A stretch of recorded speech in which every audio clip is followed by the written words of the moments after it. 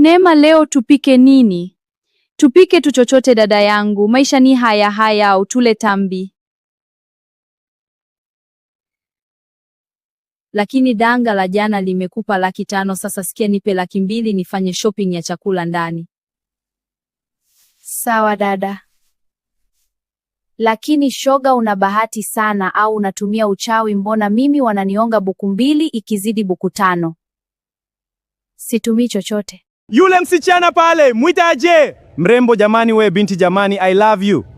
Sipendi maneno yenu.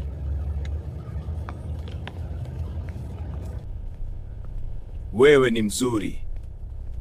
Mimi nataka nikuoe. Naomba namba yako.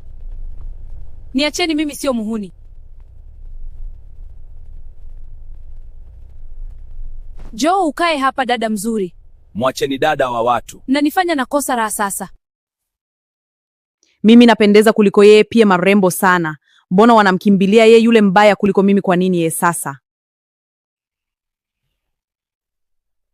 Lazima nitafute njia, maana kila mwanaume anampenda yeye tu. Mimi linaniuzi kweli, hiyo bahati ilitakiwa iwe yangu. Mama, kila tajiri anampenda Asha, mimi roho inaniuma, natongozwa na maskini tu. Naomba msaada wako mama. Sawa binti yangu, limeisha hilo.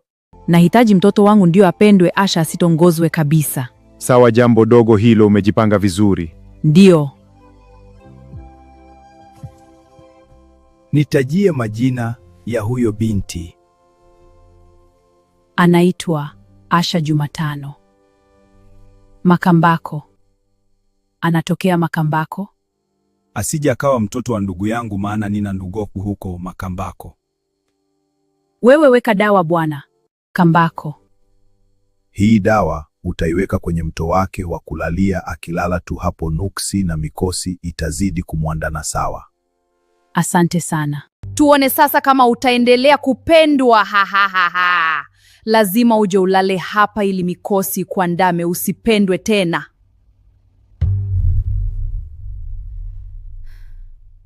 Mbona nahisi usingizi sana? Asha anarudi saa ngapi? Mbona anachelewa sasa? Nimechoka.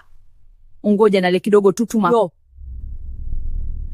Ina maana Asha hajarudi. Mungu wangu, nimelala kwenye mto, kwenye dawa ya mganga, itakuwaje sasa? Mnataka kujua nini kinafuata? Like hii video, share kwa wengine, komenti hapo chini. Next, unaangalia hii video ukiwa wapi na umejifunza nini?